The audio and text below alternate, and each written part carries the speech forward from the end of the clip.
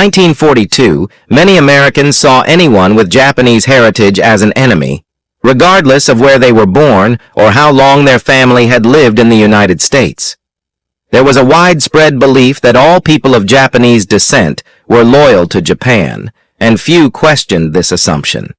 This bias persisted even though there were far more Americans with German or Italian ancestry. Unlike those of European descent who could blend into American society, Japanese Americans stood out because of their Asian features. In response to growing political pressure and rumors that Japanese Americans were spying for Japan, President Franklin D. Roosevelt signed an executive order in February 1942 authorizing the forced relocation of all Japanese people from the West Coast to internment camps. This controversial decision violated the constitutional rights of many and is considered a dark chapter in American history. Despite the discrimination, many young Japanese Americans chose to serve in the military, especially in Europe. One of them was Ben Karoki, the only American of Japanese descent to fly bombing missions over Japan. Ben grew up in the Midwest, where racial prejudice was less severe compared to other parts of the country. His parents had immigrated from Japan in the early 1900s, but Ben was well integrated into his Nebraska community. He was elected senior class vice president and played on the varsity baseball and basketball teams at his high school in Hershey, Nebraska. When the Japanese attacked Pearl Harbor, Ben and his brother Fred were encouraged by their father, who had taken the English name Sam, to enlist in the military and fight against Japan. The two brothers went to the Army Recruiting Center in North Platte for their physicals. They were told to wait at home for further instructions. After a couple of weeks, they heard that the Army Air Corps was accepting new recruits at Grand Island. Ben called ahead and informed the recruiting sergeant that he and his brother were of Japanese descent. The sergeant said it wouldn't be a problem, and even promised to swear them in if they showed up, noting he'd earn a small commission for each recruit. After traveling 150 miles, they joined the Army Air Corps. However, they soon encountered discrimination they hadn't faced before. Some fellow recruits and even officers treated them with open hostility. Ben found himself frequently assigned to menial tasks like kitchen duty. Fred had it worse. He was expelled from the air service and sent to the engineers to do manual labor. Ben, on the other hand, was fortunate to be sent to Fort Logan, Colorado for clerical training. He later completed an administrative course at Barksdale Field in Louisiana and was assigned to the 93rd Bombardment Group, which was preparing to fly the new B24 Liberator bomber. Working as a clerk typist in the 409th Bombardment Squadron, Ben typed orders and organized paperwork. Some senior non-commissioned officers in the unit didn't want a Japanese American in their squadron. When orders came for the squadron to relocate to Fort Myers, Florida, a senior NCO redlined Ben's name, effectively removing him from the move. Afraid he'd spend the rest of the war doing kitchen duty, Ben appealed to Lieutenant Charles Brannan, the squadron's adjutant. Brannan, seeing Ben's emotion, reinstated him on the transfer list. The group later moved to Grenier Army Airfield in New Hampshire to prepare for deployment to England as part of the new 8th Air Force. Once again, Ben's name was removed from the movement order. This time, Chaplain Lieutenant James A. Burris stepped in on Ben's behalf. There was no regulation against a Japanese American being deployed overseas, so Lieutenant Brannan contacted Colonel Edward J. and eventually the group's commander, Ted Timberlake, who authorized Ben to remain with the squadron. By October, the entire 93rd Bombardment Group, including aircraft, airmen, and support staff, had arrived in England. They flew their first mission across the English Channel on October 9th. Ben remained on the ground, handling administrative tasks. Initially, he had not intended to live the life of a combat soldier, but once the squadron was in England, he began helping armament specialists maintain the bomber's .50 caliber machine guns. Growing up on a farm in Nebraska, Ben was used to firearms and had hunted birds with a shotgun. He became so skilled with the .50 caliber that he could disassemble and reassemble it blindfolded. He even practiced target shooting. At the time, there was no formal training program for aerial gunners, and pilots were allowed to choose their own crew members from the ground staff. Most enlisted air crew had training in radio or maintenance, but the need for gunners gave pilots flexibility. When Lieutenant Jake Epting's tail gunner was grounded for medical reasons, Ben got his chance. Epting asked Ben to join his crew as the new gunner. With the new role came a promotion to non-commissioned officer status and flying duty. Coincidentally, Ben's promotion was effective December 7, 1942, exactly 1 year after Pearl Harbor. Just days later, Ben and the 409th were deployed to North Africa. On December 13th, they flew their first combat mission, targeting the supply depot and docks in Bizerte, Tunisia. During the mission, shrapnel hit their aircraft and injured Sergeant Elmer Dolly in the head. A fellow crew member was about to give Dolly morphine, but Ben stopped him, knowing it was dangerous for a head injury. His quick thinking may have saved Dolly's life. Ben later described the first year of the war as the hardest of his life. As a Japanese American in a military filled with young men taught to hate Japs by wartime propaganda, he often felt isolated and anxious about being rejected by his squadron. But once he became part of a combat crew, he finally felt accepted. His race was no longer questioned, and the bond with his crew was stronger than anything he had experienced during his year in uniform. The 93rd returned to England in February 1943 after several weeks in North Africa. By that time, the combat crews had grown to trust Ben Karoki, and his fellow crewmen began calling him the most honorable son. On the night of February 23rd, the 93rd B24 Bomber Group began their journey back to England from their base in North Africa. In Algiers, they needed to stop for fuel before continuing. At dawn, a thick fog covered northwest Africa, and instead of flying in formation, each aircraft flew independently. Because of the poor weather, they had two choices: either circle near Tafarawi airfield and wait for the fog to clear, or shut off their engines and continue to Gibraltar, hoping for better conditions upon arrival. Epting's crew, like the rest of the squadron, didn't make it back to England. When they passed over Tafarawi, the navigator became disoriented because the radio range station wasn't functioning. Eventually, their B-24, known as Red, ran out of fuel over Spanish Morocco. Epting was forced to land the bomber, which was especially risky at night. He managed to find a flat stretch of ground and landed the plane safely, without injury to the crew or damage to the aircraft. As soon as they exited the plane, Moroccan militiamen surrounded them. Locals swarmed the aircraft, curious and searching for valuables. A Spanish officer soon arrived on horseback and ordered the Americans be taken into custody. The 15 men, including 10 crew members and 5 ground staff passengers, were taken to a nearby town and placed in jail. They were dressed in civilian clothing, and the town had a British consul who contacted the U.S. government. The State Department confirmed the men were safe, but since they had landed in a neutral country, Spain intended to intern them. The jailers treated the Americans kindly, providing blankets, beds, toothbrushes, and decent meals. Despite this, Karoki was nervous. Although the Moroccans mistook him for Chinese, he feared that if he ran into Germans, they would recognize him as a Japanese American and retaliate. Thinking he was only 20 miles from the French-Moroccan border, Karoki decided to escape. He disguised himself as an Arab by smearing mud on his raincoat and fashioning a turban from his underwear. He wandered for 2 days through rough terrain before being caught by local authorities. After being held in jail with some unruly locals, he was flown on a Spanish military transport plane to Spain, along with over 20 Allied soldiers from different countries. Though interned, they weren't treated as prisoners of war. Eventually, Karoki was reunited with his crew. American and British agents were working to return them to Allied hands. The internees were moved to a hotel in Alhama de Aragon, a mountain town northeast of Madrid, arranged by the U.S. Embassy.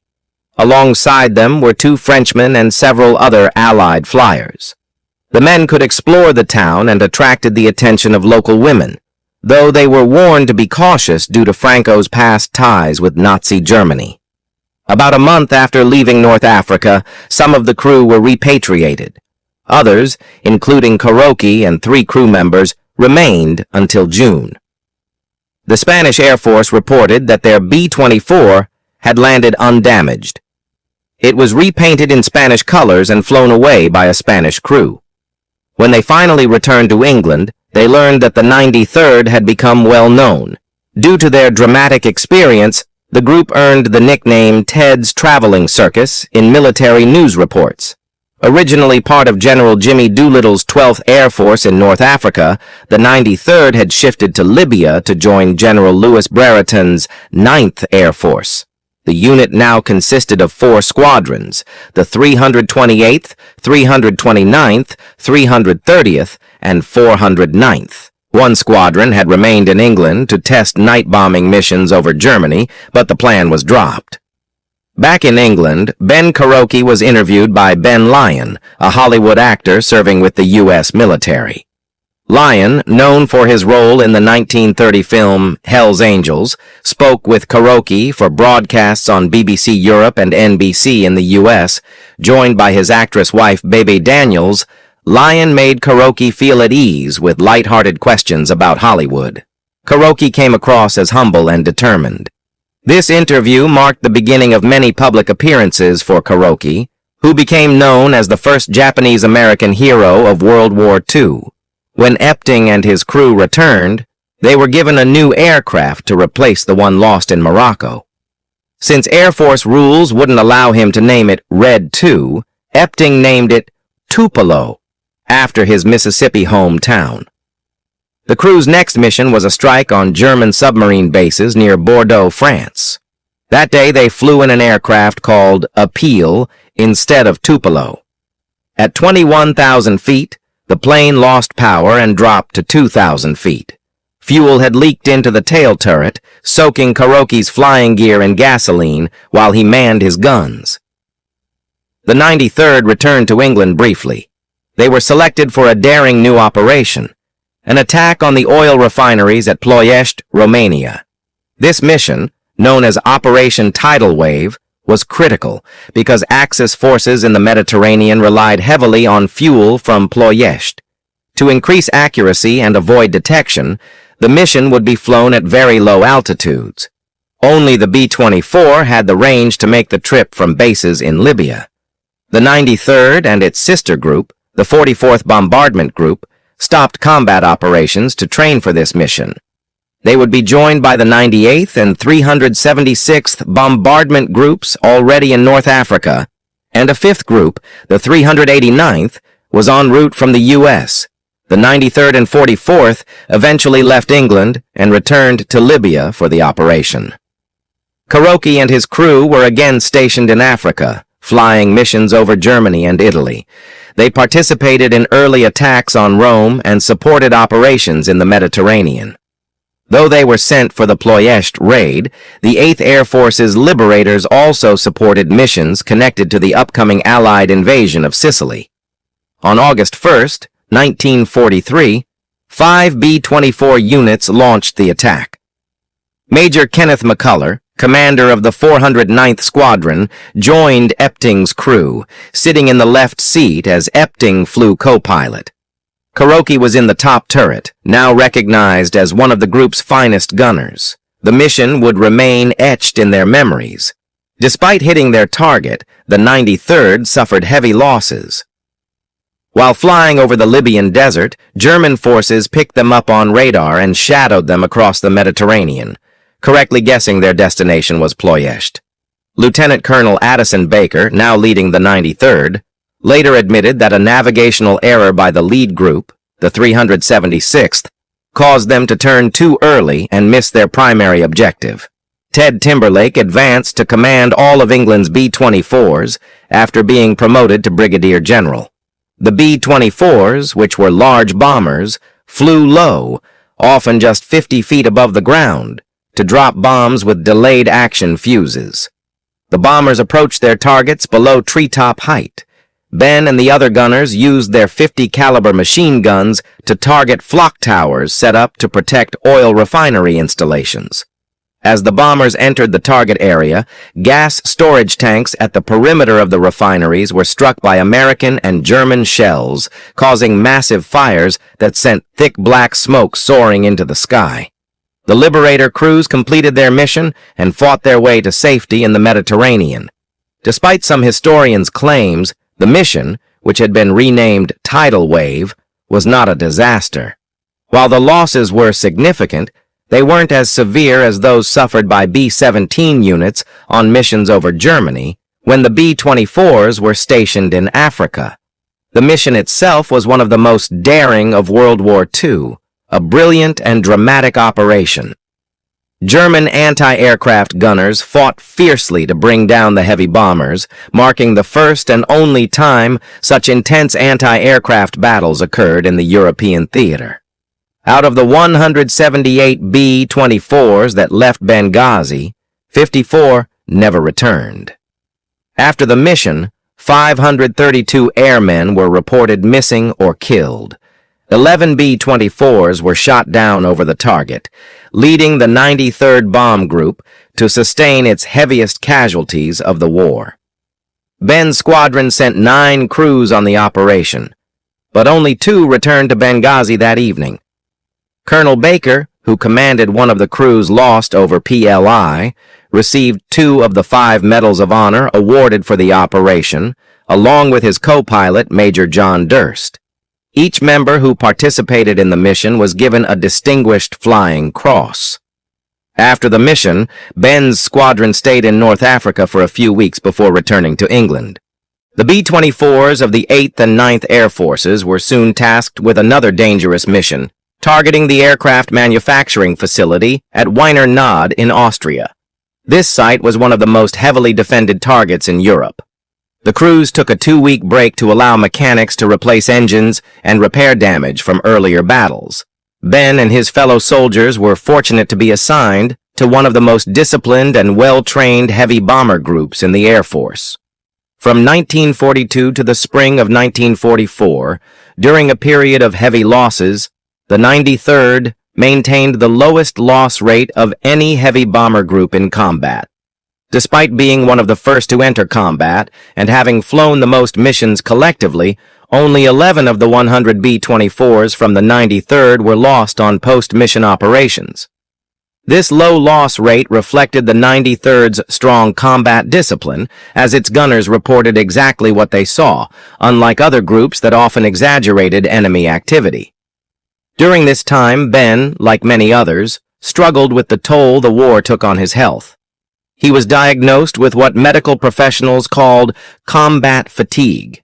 He would scream in his sleep and thrash in his bunk.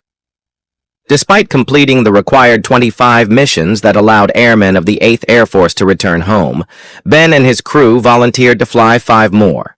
He felt a need to prove himself, especially as a Japanese American. Though his friends thought he was crazy, Ben completed the 5 additional missions, raising his total to 30. On his final mission, Ben came close to death when a piece of flak struck his turret while they were over the target in Munster, Germany. His co-pilot, Lieutenant Homer Moran, was flying with him, and though the flak hit Ben's turret, he was unharmed. When Ben returned to the United States, he was celebrated as a hero. While relaxing at the Edgewater Beach Hotel in Santa Monica, he discovered he was the first Japanese American to return to the state since President Roosevelt's internment order. Both the New York Times and Time magazine featured articles about him, and newspapers across the country carried stories with his picture. He was interviewed by journalists for print and television media, but even in the midst of his fame, he still faced discrimination. After a female producer canceled his appearance on the Jenny Sims show, Ben reluctantly agreed to speak at the Commonwealth Club in San Francisco on February 4, 1944. Despite his hesitations, his speech transformed his life. The audience, who had recently learned about the Bataan Death March, initially viewed him with anger, but by the end of his speech, Ben had earned their respect. He was brought back to the podium twice and received a standing ovation that lasted 10 minutes. His speech marked a turning point in how Californians viewed Japanese Americans. Ben's words reached Japan via a shortwave radio transmission, and he was featured in the Chicago Tribune alongside an article about the Bataan Death March. He was seen as the ideal person to visit the internment camps where Japanese Americans had been relocated. The Army was actively recruiting from the camps, encouraging young men to enlist or accept conscription. While most internees saw Ben as a hero, some opposed him, viewing his message as a symbol of betrayal.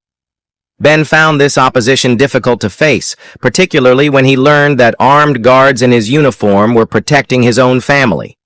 Despite the challenges, he was welcomed as a hero by many in the camps.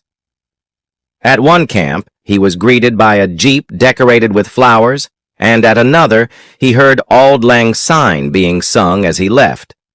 Although the majority of internees admired him, Ben continued to face discrimination, even after earning numerous accolades.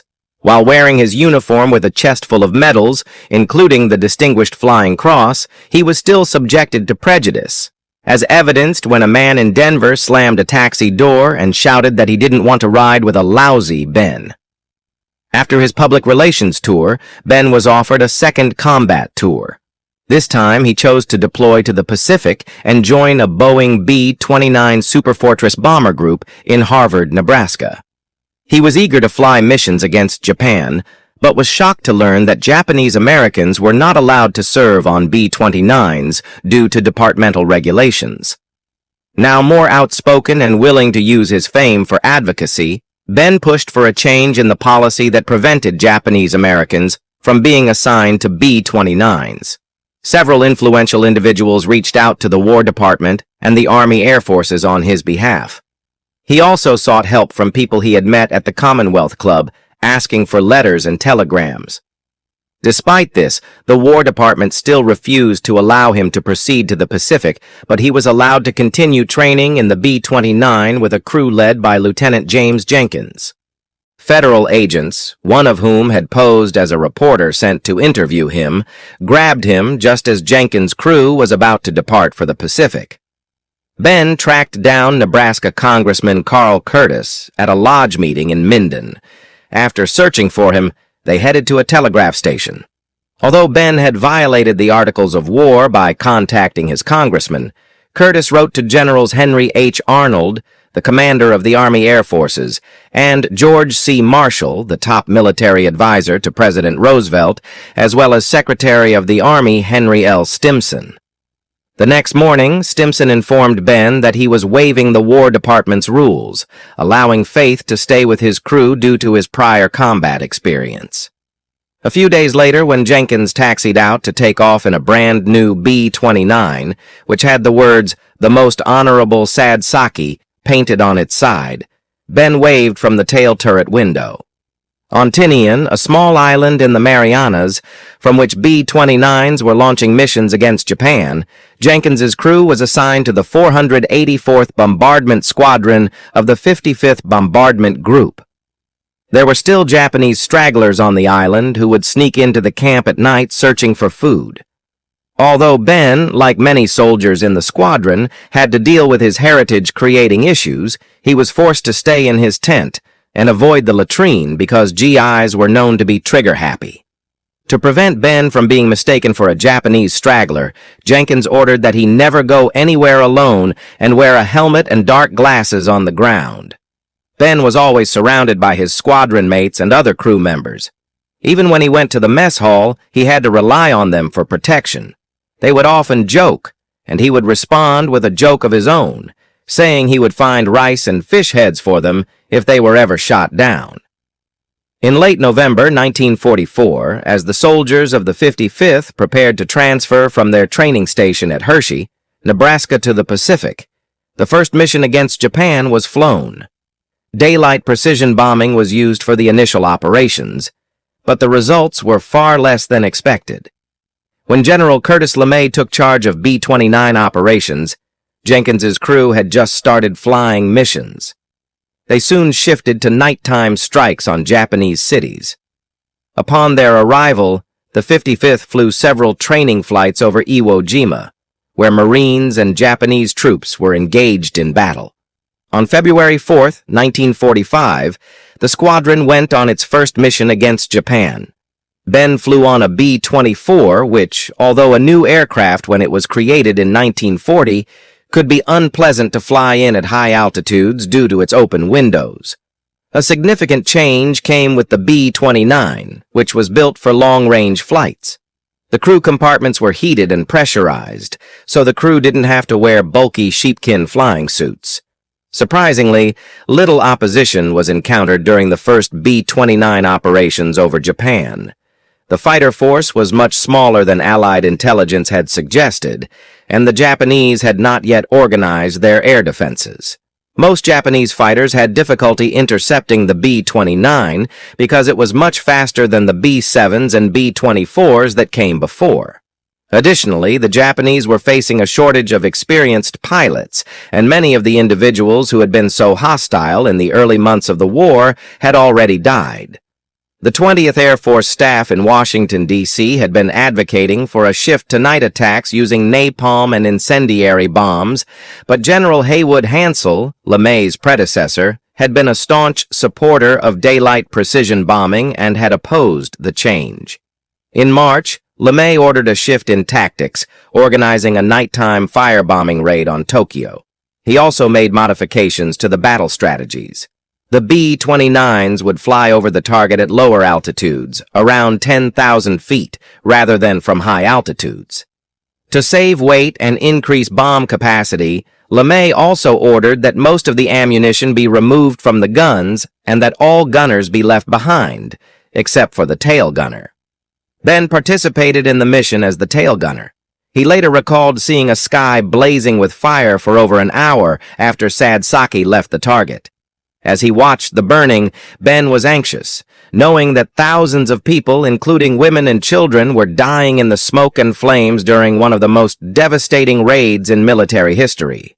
Ben Karoki was the only Japanese American to fly missions over Japan and completed 28 flights in B-29s. However, racism was still a concern. Ben received an oak leaf cluster for a mission over Pasti, but for some reason he was not allowed to participate in the ceremony when his crew members received the Distinguished Flying Cross. Instead, he was told to stay in the barracks. Just before the war ended, a drunken private from New York stormed into Ben's barracks and shouted, "Tojo and Karoki! Damned Jap!